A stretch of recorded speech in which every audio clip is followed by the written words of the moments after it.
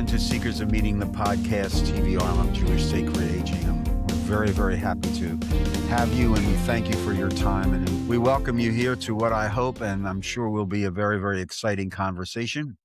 As you know, our Seekers of Meaning podcast focus a lot on the impact of longevity on our community, our families, and ourselves. And we are very, very pleased to welcome to the microphone for this particular edition of Seekers of Meaning, Randi Freeman, the Greater Philadelphia Hadassah Regional Coordinator. And we invited Randi to talk a little bit about, well, not a little bit, but a lot about Hadassah, what it is. It's known to many of our generation, but perhaps not as much to other generations. It is a historic movement that does tremendous work, not only here, but around the world.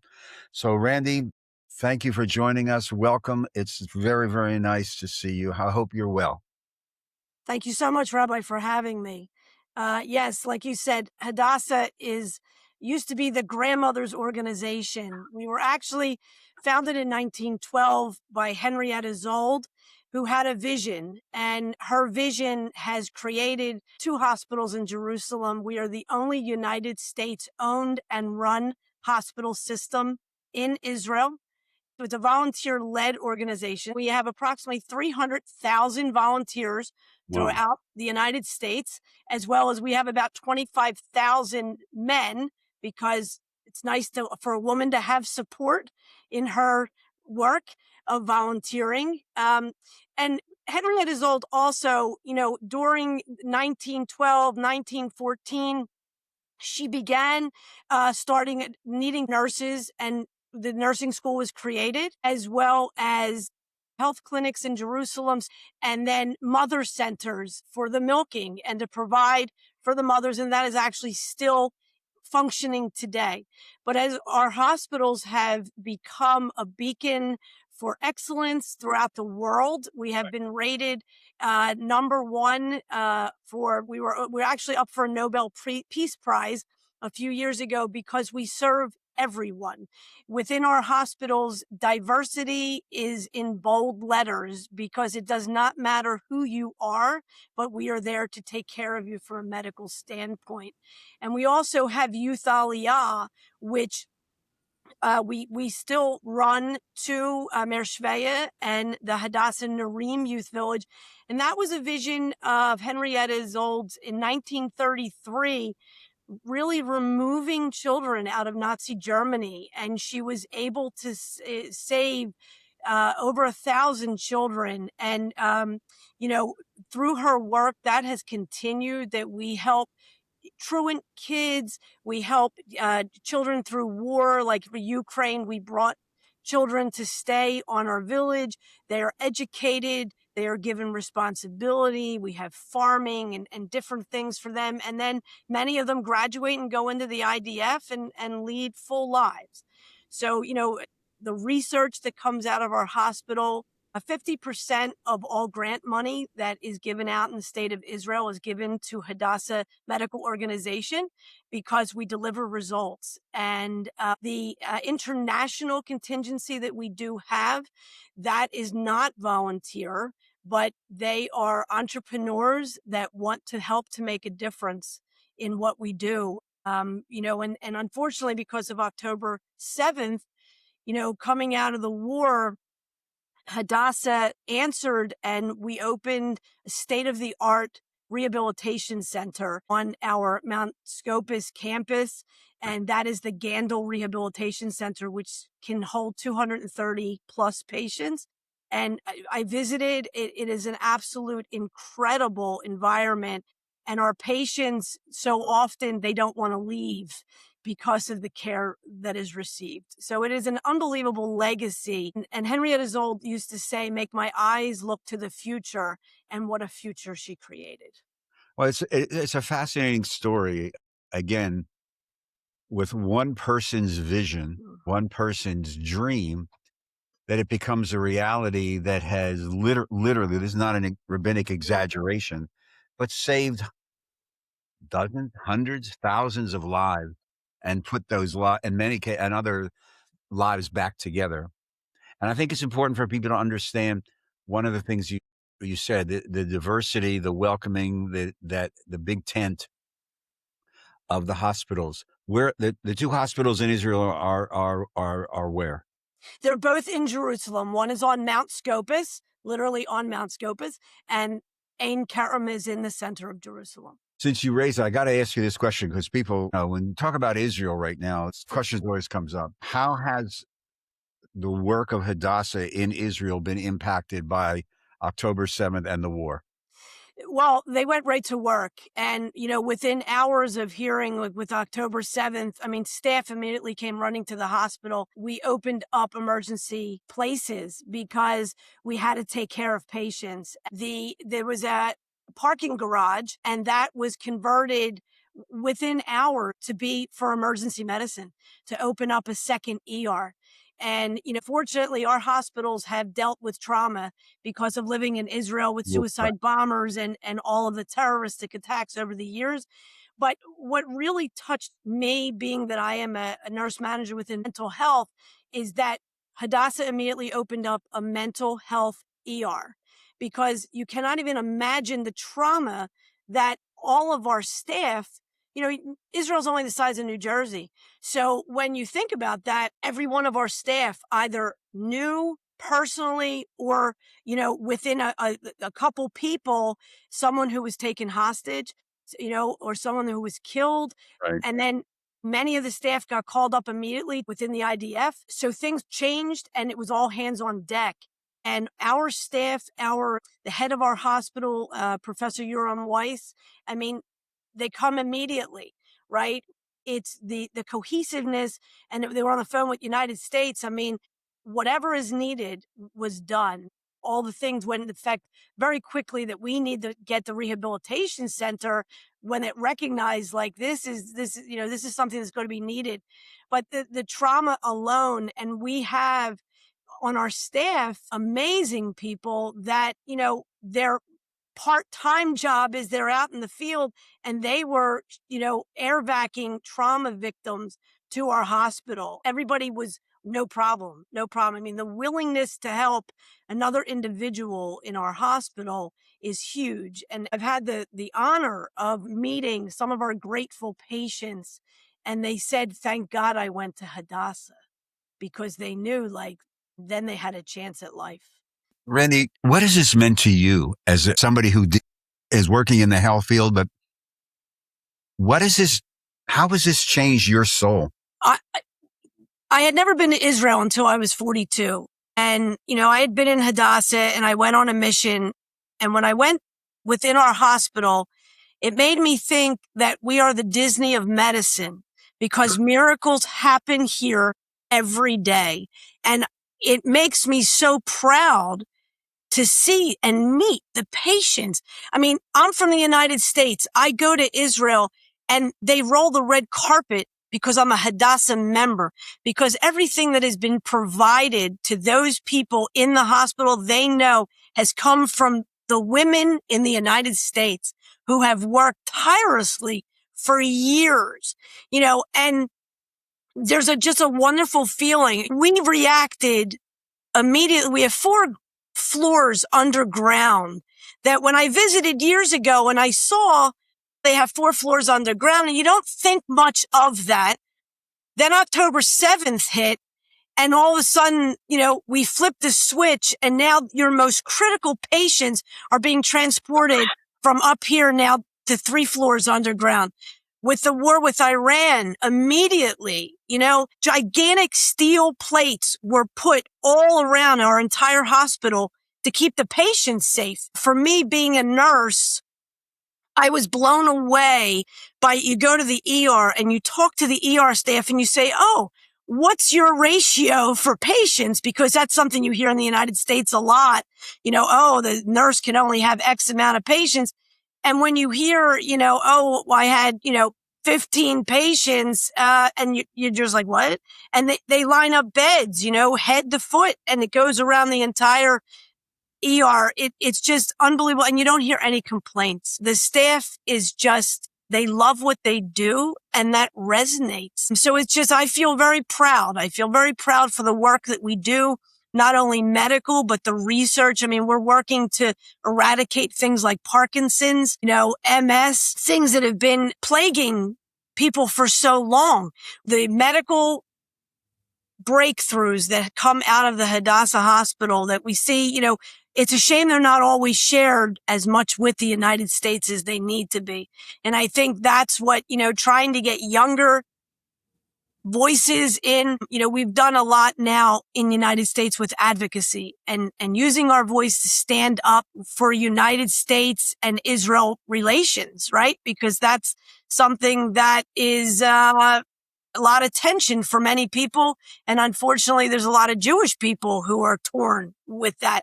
And when we say we are the Women's Zionist Organization of America, some people are turned off when they hear Zionist. But if you have any love for Israel or believe that Israel should exist, you're Zionist, right? Like that Israel, we go hand in hand.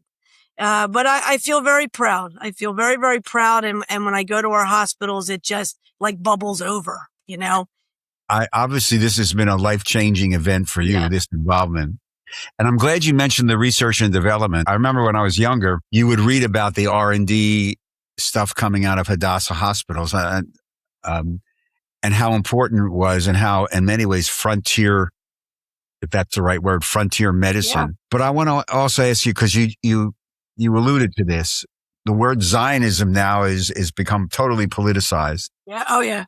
As you know, and in Congress, we're literally watching news reports about the, in many ways, generational shift and attitudinal shift on the part of some senators and representatives about funding aid to Israel, et cetera, et cetera, et cetera.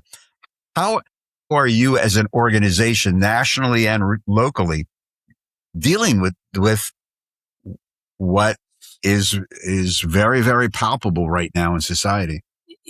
Hadassah women are known for getting the job done. And I will tell you that our national president, Carol Ann Schwartz, our CEO, Ellen Finkelstein, they are known in Washington. They are respected. That there was a very large meeting for nonprofits. And, they walk in and they asked where do we go? You're Hadassah, you're in the front row, because Hadassah is front and center. I mean, we had an end of silence campaign coming out of October 7th because of the horrible crimes that Hamas was committing against women, the sexual acts. And Hadassah women, I mean, we get policies. Hamas is being held accountable. And finally at the UN that was, achieved, but we don't stop until we get the answer that we want. Recently in March, about 200 of us attended Day on the Hill. We went to Washington and we were split up and we got to meet with many House of Representatives, many senators and congressmen to talk about the importance of strengthening that Israel-United States bond and maintaining that. The whole, rise in anti-Semitism. I don't remember in the 70s and different things with anti-Semitism. Now, October 7th opened the door for that hate to come out. I think the hate was always here, but right. It was, just under wraps. And we need to stand up to that. And Hadassah women are front and center in standing up and getting bills and putting bills together to stand up to protect our kids on college campuses, about teaching the Holocaust in schools and doing what we can to ensure a future, not only for Israel, but for the Jewish people. But that is very, very important. And I think that's been very engaging for younger people, because the dynamic of how we did fundraising years ago, when I meet young people, they'll say, oh, my grandmom was in Hadassah. And I said, do I look like your grandmom? So younger people are very encouraged about use your voice. Use your voice to stand up and make a difference. And collectively, with thousands behind you, it becomes that momentum. So younger people, I feel, are very engaged by that because we're empowering younger people, and I think the next generation of Hadassah will look very different than where we've been. How are you recruiting the 20, 30, and 40-year-old women? We have a program called Evolve, and what it is they apply, and we have cohorts. We get about 15 to 25 in a cohort. I believe right now we're up to the fourth cohort program. And that is our only current leadership pipeline, so to speak. Like, we are really developing and cultivating someone who has an interest, and we're going to give them the tools to be successful. And we see this across the whole United States. I mean, obviously, I feel like, some areas do better with engaging younger people. But, Florida, for instance, right? Everyone retires to Florida. So you're not going to probably find 30-year-old as much as you are in Chicago, California. And we've seen great success in, really starting to grow the seeds for the future, because years ago, it was always about membership. You join a local chapter. We have chapters within Philadelphia, but the younger people don't really want to be put in that same box. And the way younger people, their priorities are very different than our current, let's say, 60-year-old. And years ago, women had children and they wanted to meet other like-minded Jewish women. And that's how many of them met. Oh, I have a Hadassah chapter in my neighborhood. Someone got them in. Younger people aren't interested in that. They work. They have other things going on. Everything's very fast-paced now. And with, the cell phone and the computers and texting and all the instant, everything is instant gratification. So, we engage the younger people, and then they want different types of activity. And it's not as much of membership as it is community. And we're trying to develop these evolved communities throughout the United States as a way to really plant the seeds for them. They will then, when they do have the means and the time, then that interest will even be greater. So we're talking with Randi Freeman, Greater Philadelphia Hadassah Regional Coordinator, really trying to examine the changes and the evolution of Hadassah, and now well over 100 years old, and its involvement not only in Israel, but as Randi is talking about, also in the United States. You're talking about the fast pace. If somebody's listening or somebody's watching, say, I really like to get some more information, what's the website that they can go to? Hadassah.org. Spell it. HADASSAH.org. There's all kinds of videos on there, all kinds of information. You can reach out to representatives that work. Our home base is in New York. You can be connected with the chapter anywhere that you live within the United States, and we will graciously welcome you, into our organization. Social media. I mean, if you're under whatever age, you live and die on social media. So I would assume from what you're saying that Hadassah now has a large presence on social media, correct? Yes, we are definitely on all of the social platforms. You can check us out on Facebook. They regularly post, especially, we have an action center online that you can go and you can write to your senator on the different issues that we have posted, and you can automatically be connected.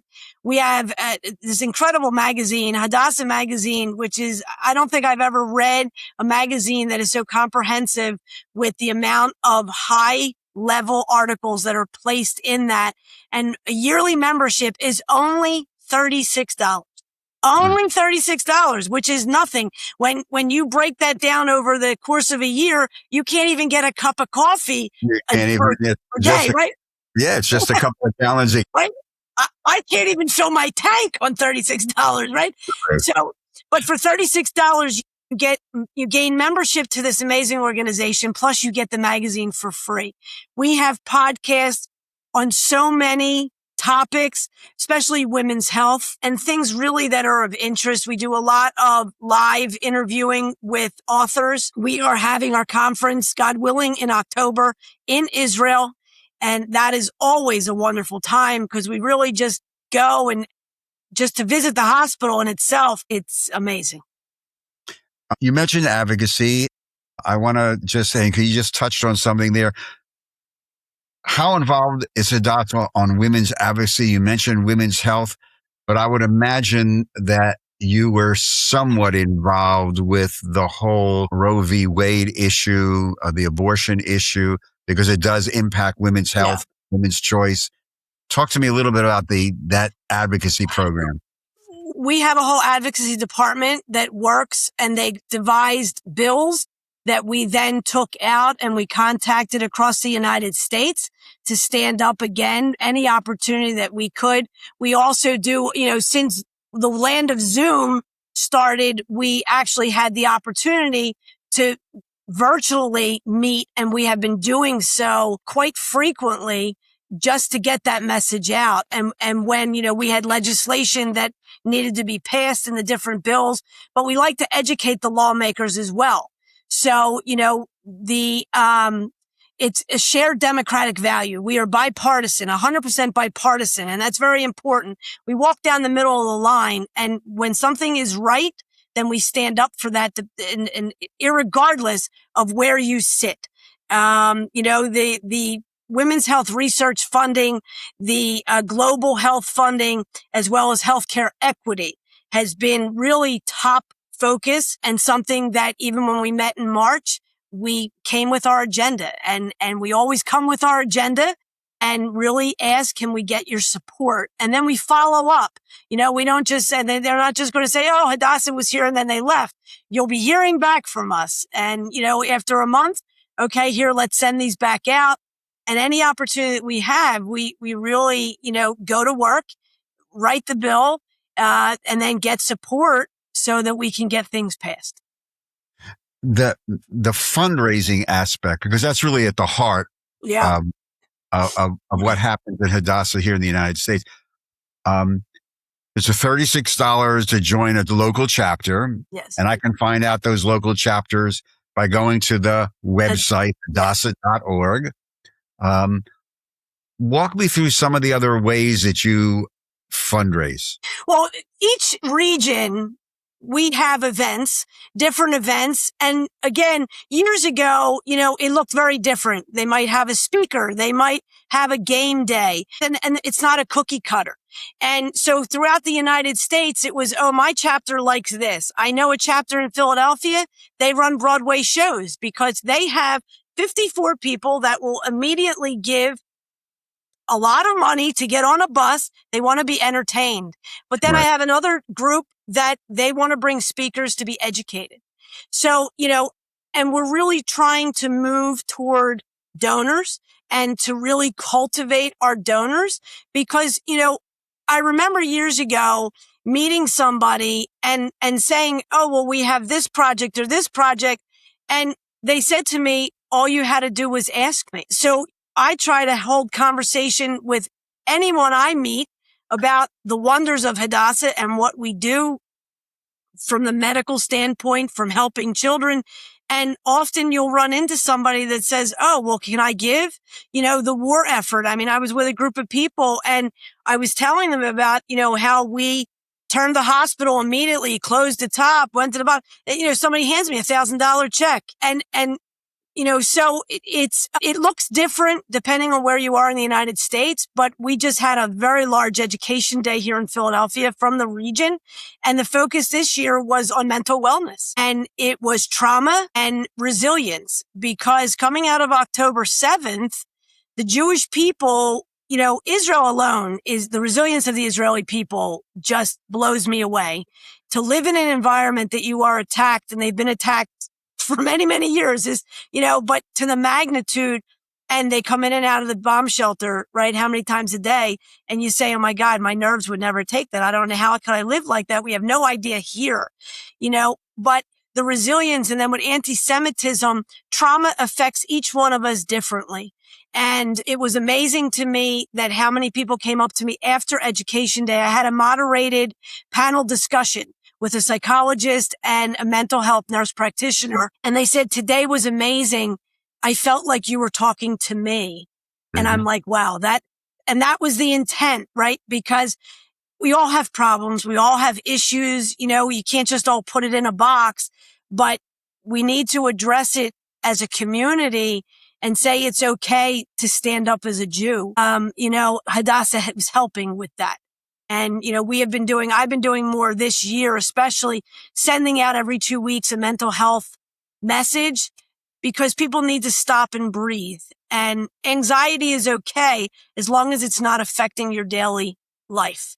The bear in the woods, right? If you see a bear in the woods, you best run, and it's okay to run, right? But we're living in very challenging times, so that is important that we communicate and share with each other. And that's what we're trying to do here in Philadelphia.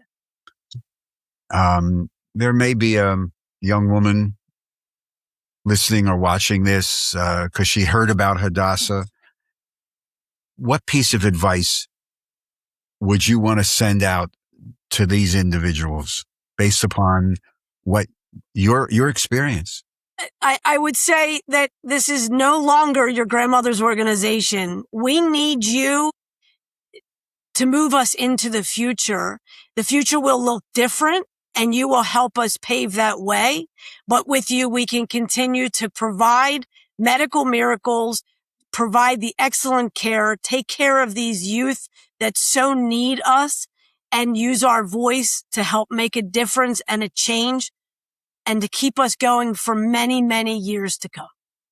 Randi Freeman, the Greater Philadelphia Hadassah Regional Coordinator, thank you very much for really educating us, but also for your passion. Obviously, this is something that's in your neshama, in your soul. Yeah. And it is not just a volunteer. It's your life. It's my full-time volunteer job. Well, thank you so much for asking me. No, this is, people need to know, because a lot of times the good gets blown off the front pages and the media for the sensational. And like you say, every single day, people go to those hospitals, they save lives, regardless of who they are. Because I know, and like you said, they could be Israeli, they could be Palestinian, they're human beings. Mm-hmm. And so therefore, they're really operating on the highest level of Jewish tradition and moral values. So thank you for what you do, for the awareness that you bring, for the advocacy that you sponsor, for the money you raise to make those miracles happen. And we wish you continued, first of all, health and continued success. Stay healthy and keep fighting. Thank you so much, Rabbi. To all of you, thank you very, very much for joining us on today's edition of Seekers of Meaning, the podcast TV arm of Jewish Sacred Aging. We are very grateful for your time. If you have a suggestion or comment, email me at rabbiaddress@jewishsacredaging.com. You can visit the website, conveniently named jewishsacredaging.com. There's a very, very conveniently located button on that website, that homepage. And if you'd like to support these podcasts and our work, just click on that button, follow the prompts. If you'd like to become a sponsor of some of these podcasts, get your word out around the country, please just email me. We'll take it from there. Seekers of Meaning is produced at the studios of Lubeck and Media, and a shout out to our producer, Steve Lubeck, and thank you very, very much, the tech genius who guides us. To all of you, until we see each other again on the next edition of Seekers of Meaning, take care of yourself, stay healthy, but most of all, be kind to one another. Shalom.